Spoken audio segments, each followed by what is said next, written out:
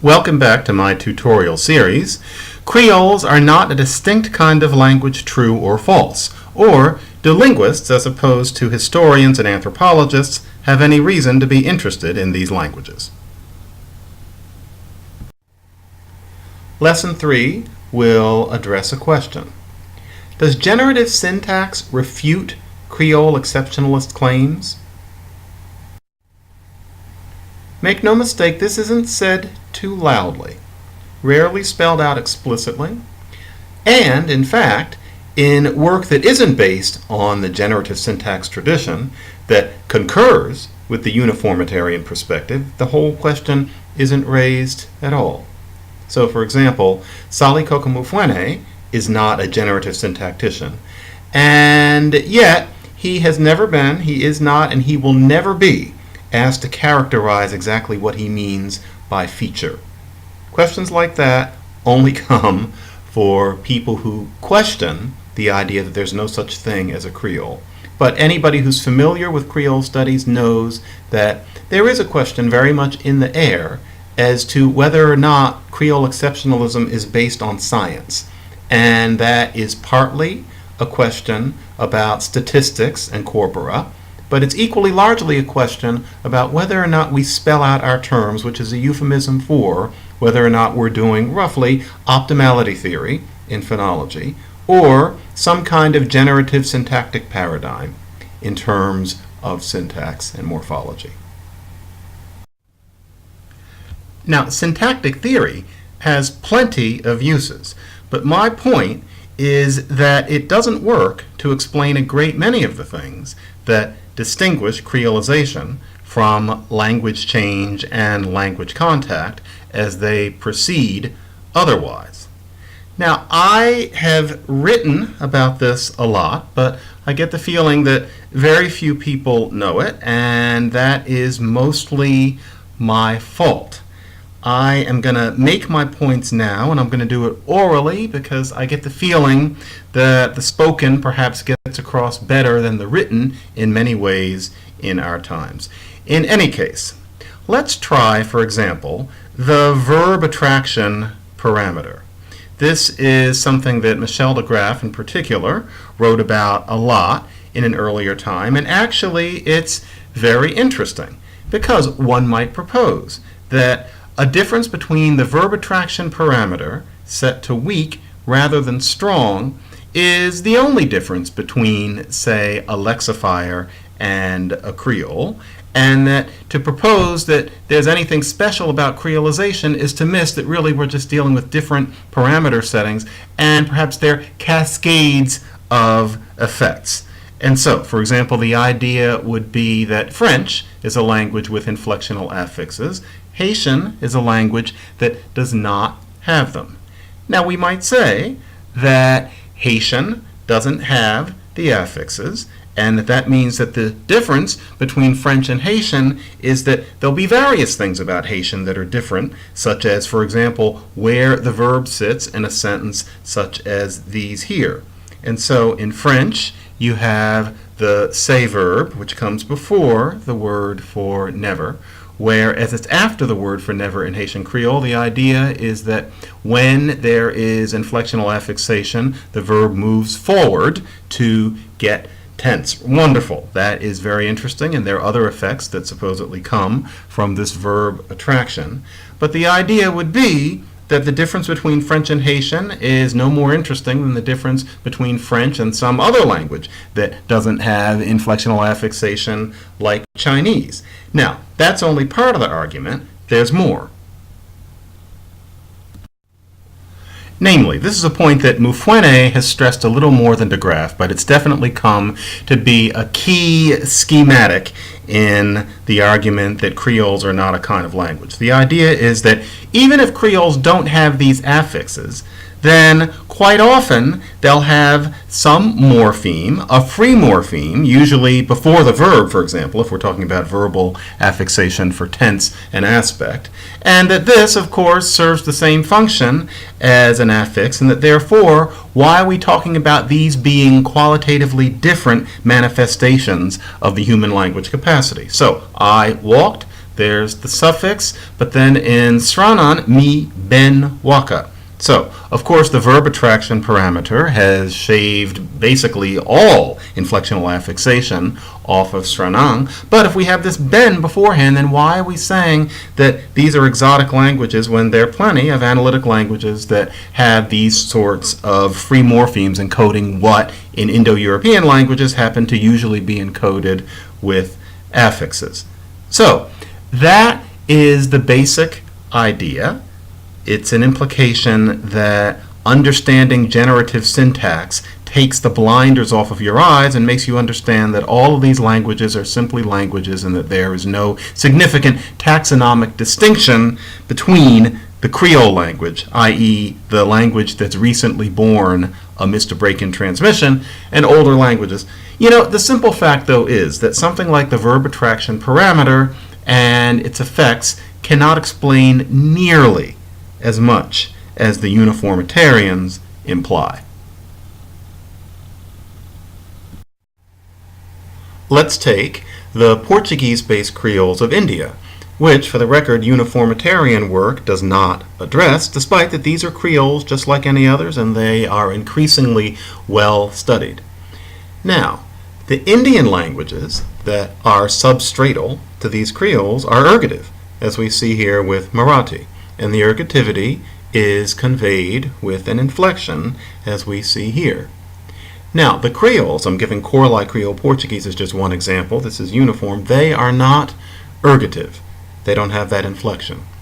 Now, if we think of the VP inflection parameter as crucial here, then there's nothing surprising. It just means that we're dealing with a different parameter. Okay, but remember that the other idea is that the affix may get shaved off, but may be recapitulated in the Creole with a free morpheme. But the thing is, that's only may be. As often as not, that doesn't happen, and it's not for random reasons. And let's remember, the textbook sense of ergativity is that ergativity is conveyed with affixes, but that's hardly necessary. In Polynesian languages, for example, and they are not the only ones, ergativity is done with free morphemes. Look at this example from Tongan. And so the question becomes, why is it that in, say, Creole Portuguese, there aren't free morphemes indicating ergativity? The parameter simply can't explain that. And note that this issue now has nothing to do with whether or not we're calling something affixal or unbound. The issue is, why is this distinction not made in the Creole? And is that just random?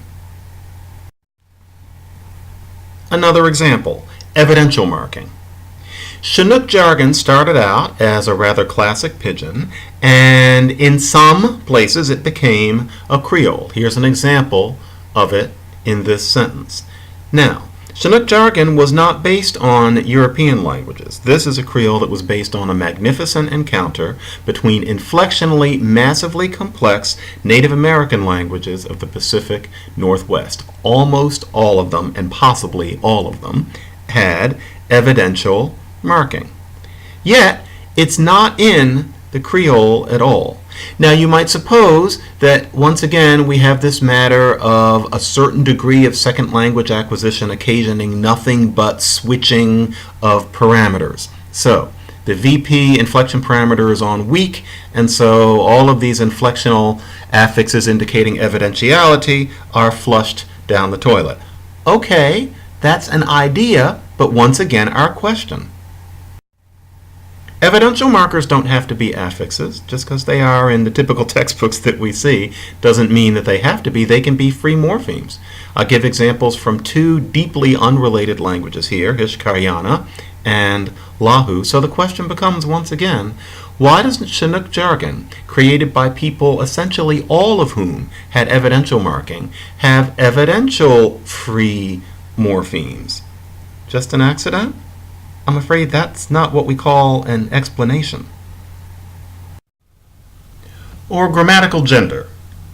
So, grammatical gender is indicated with inflectional affixes in Romance languages, and in Creoles, based on them, grammatical gender is eliminated. Now, why is that? Can generative syntax explain that in a sexy fashion, as for example, being based on the mere elimination of some parameter where loss of grammatical gender is part of a general cascade or something like that? Or do we attribute it to extreme and heavy second language acquisition, the way we traditionally have? Well, the parameter explanation doesn't seem to be available in that, for one thing, it generally, grammatical gender, is not thought of as the result of a syntactic parameter.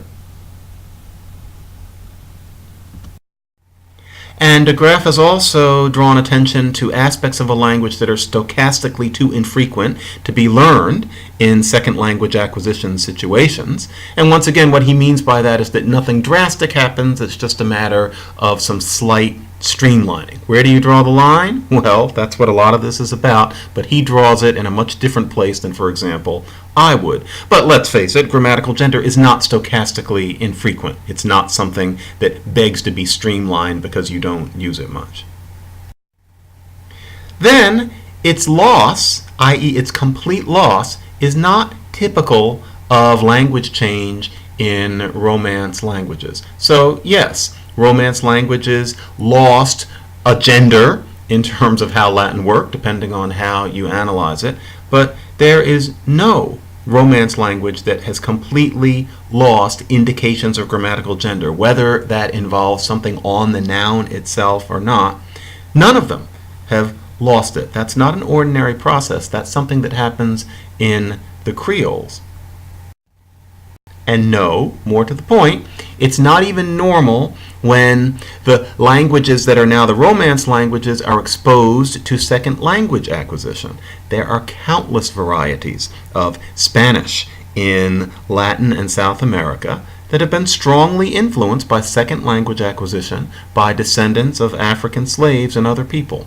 They sometimes have weakened grammatical gender marking. It's less entrenched, less absolutely regular, but none of them have completely lost it.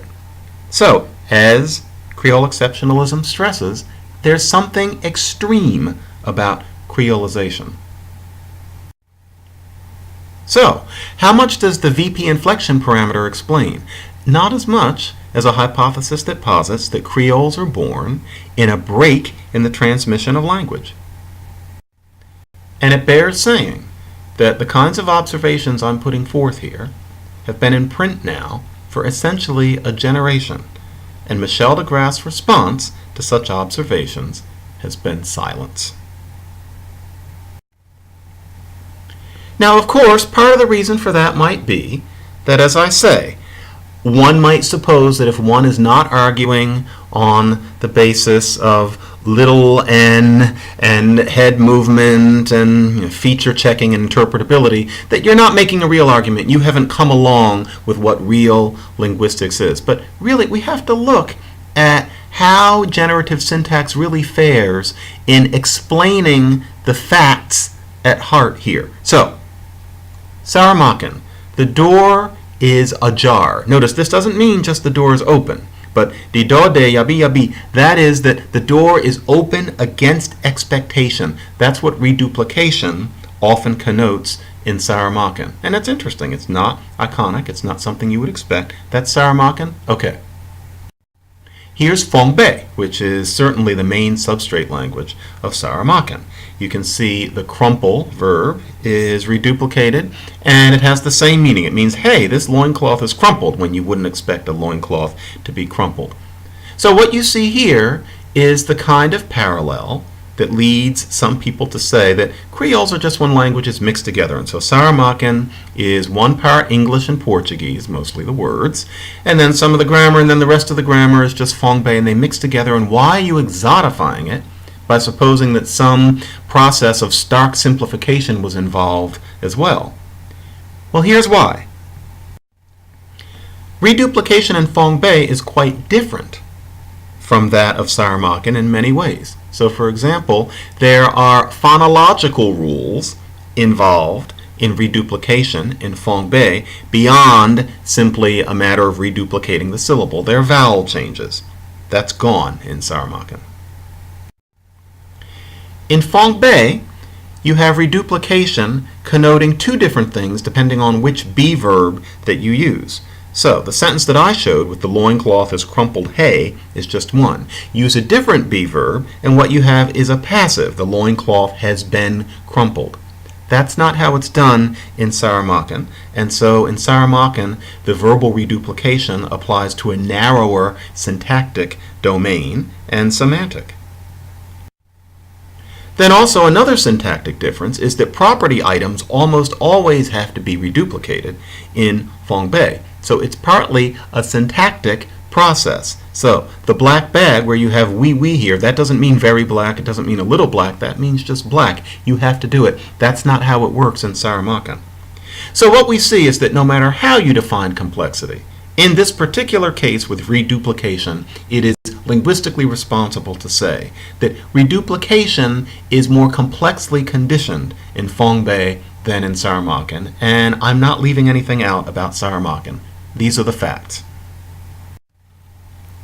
Now, that puts in a different kind of light claims such as this thoroughly intelligent Nature article saying that creoles are just a matter of grammars robustly transmitted, which is code for they're just mixtures, and why are you positing that there's any kind of simplification that happened. The simple fact is that a study like this one, for all of its sophistication, cannot get at the particular kinds of details that Creole Exceptionalists are talking about. Yes, reduplication was transferred, but qualitatively, there are differences here that just looking at a corpus from this helicopter view couldn't capture.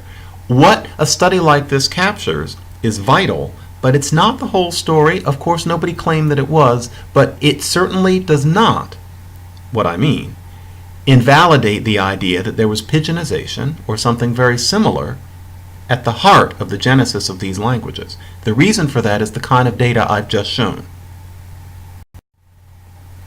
So, here's a tree. This is from Enoch Abo's book, and you've got reduplication and you've got a tree. Damn, that sure is a pretty tree. But I'm sorry, that tree is not explaining the sorts of things that I talked about. It only tells you one part of the story. Frankly, folks, it's a drawing. It looks sophisticated, all those apostrophes, etc. I get it. It's lovely. You want to know what that tree is about. But that tree, once you know what it's about, is not addressing the issues that I'm bringing up here. We must not fall under the impression that the dense jargon, for example, of Chomskyan minimalism, basically deep sixes anything that a Creole Exceptionalist has to say. One more, because this really is important. Serial verbs. So, Creole, like Saramaccan's got plenty of serial verbs, and so do languages like Fong-Bei. So, Fong-Bei, to say clap, you say hitting the hand. Okay? Saramaccan, same thing. The relationship is quite likely. Of course, there are countless cases like this, and, well, goodness gracious, you could draw a tree, and you could say that, well, Saramaccan is just the Fong-Bei tree with different words hung on it. That makes perfect sense, but this data is incomplete. Look at other serial verbs in Fong-Bei. How do you say appear? You combine exit and come. That's a little tough. We're in that understand territory from lesson 2. To demonstrate is to remove show. To repair is to do have. To try is to spread out look. Okay, laboriously with a glass of wine you can work out how those meanings came together to create these new unitary ones, but this is opacity. This is that level 3 opacity. Here's what's crucial. Those didn't make it into Saramaccan. Exactly those sorts of things. That is something that a syntactic tree cannot get at. So, let's be clear. Creole Exceptionalism predicts that cases like this, which are the kind of opacity that I was referring to with things like understand, wouldn't make it in. Now, to be perfectly honest, I think that most generative syntacticians have no reason to find this any more interesting than the reproduction of grasshoppers. I mean, really, why would you? All of us have different interests, but that doesn't mean that what I'm looking at here is just trivial. because what I'm looking at here shows that these languages are partly hybrids, but that there's more than that. And the more is what everybody is for some reason so afraid of: interruption of transmission. This data shows it. So once again, that won't help us. It's gorgeous. It's intricate. But that doesn't explain these facts. Or, final one where we really have to understand that these trees and this jargon, this sexy jargon, doesn't take us as far as we might think, is with a question like this one. Why do Creoles lose so much inflectional affixation? Now, we've seen that the VP parameter doesn't explain why the affixes aren't reproduced. Well, let's look at another attempt to address this question. This is from Enoch Abo in his 2015 book. Lots of trees, it's thick. You go through it and you think, well, this is telling it. At least he's got a theory, as I've heard syntacticians say about syntax as opposed to other ways of looking at linguistics. Okay, well, Chinook jargon. Here's Chinookan. Now look at all of the inflection on this language. It's inflected to a point that seems counterintuitive to a speaker of just about any European language, and yet for the Pacific Northwest, this is normal. For example, here's Shasta. I can barely fit all of this onto the page. Look at how much of this is inflection. The children were at home. You've got a morpheme for child, and then you've got this whole business that could tip over a truck. That is the inflectional affixation. Now remember, folks, here's the Creole. No affixation and nothing replacing all of that marvelous stuff that we saw in Chinook and Shasta. Sure, some, but most of it not. Mess with the slides if you want to see. Now, in Abo's book, I'm not even going to mention, except here I'm mentioning it, that Chinook jargon isn't even in its index. So please don't think that this debate over Creoles has been conducted in such a way that those on the other side of the fence have long been going over these issues. Rather, I hate to say, and I know it's going to sound a little bit petulant because it is, it's that Creole Exceptionalist arguments are being ignored. Many people are pretending they haven't even been made, and I suspect that some of it is because we're not talking about long-distance dependencies. Hence, lesson 3 here. Anyway, Abo doesn't even mention Chinook jargon, despite the fact that it's been brought up by me and others quite a few times in literature that he is highly likely to have read. Why? Well, let's hear him out. He has a very interesting passage about why inflection is lost in Creoles. It's different from what Mufwene or de Graaf would say, and it deserves engagement over this fence. So, here's his crucial paragraph, and let's do it in pieces to make sure we hear him. Loss of inflections in a language context situation should by and large be dissociated from issues related to second language acquisition proper. Now, that alone is odd. As I've said, this is a radical way of looking at creolization. So it's not second language acquisition that inflections are lost. Okay, but let's hear him out. The analysis proposed here suggests instead that late learners do not fail to acquire inflectional morphology. What? Okay, but let's hear him out, because, you know, he is nowhere near crazy. He is vastly intelligent. But this is radical stuff.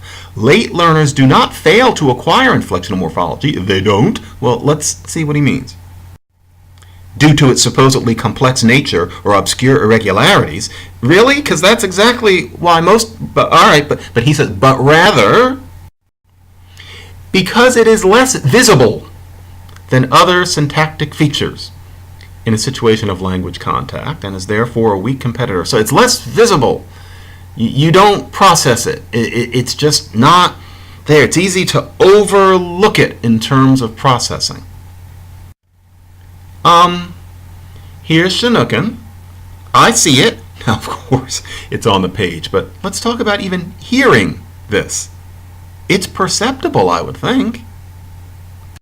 And let's not even talk about this. All of that wasn't perceptible. And remember, this is a very ordinary Berlitz Rosetta Stone sentence. The children were at home. Child, then all the rest of it. All of that you're going to propose gets perceptually lost at an interface, which is his theme. So, I'm sorry folks, but the Creole Exceptionalism hypothesis is trying to answer questions, where Uniformitarianism, when we're talking about this generative syntax, is just drawing. Think about it. Think about the questions that we're trying to answer. Why does creolization replace some lost affixes with particles, as they've often been called, but not others? Why does creolization also eliminate non-bound inflectional items, as I've tried to get across in the previous 2 lessons? We try to explain that. We address it. Why does creolization eliminate grammatical gender more readily than number? Well, we have a theory. Why does creolization homogenize word order? Why are creoles' renditions of substrate constructions, like reduplication, less complex? Why does creolization often eliminate all lexifier derivation as well as inflection, which is the case in, for example, Saramaccan? These are real questions that the Creole Exceptionalism hypothesis tries to answer. Uniformitarianism basically sweeps these questions under the rug or pretends that they haven't been asked and then claims victory. When it comes specifically to generative syntax, frankly, what you get is drawings. They're not explanations. So, once again, any uniformitarianism that you read that doesn't address the Polencaro challenge, that presents no counterexamples to the Creole prototype, that implies that generative syntax is a real linguistics, while the Creole Exceptionalist position is a mere matter of counting and hopping from Creole to Creole, as Abo puts in a very deft passage, has denied you the information you need to decide whether creolization is a distinct process, whether creoles are a kind of language, and whether Creole studies should continue to exist. I have no brief against generative syntax. Anybody who visited my office might be surprised at how much of it I have on my shelves. It has always fascinated me from a distance. However, the idea that because Creole Exceptionalism does not address head movement and little v, it is therefore not real linguistics, not sophisticated argumentation, simply does not float. What you're looking at here is a picture. It is not an explanation. I hope you agree, and I will see you next week.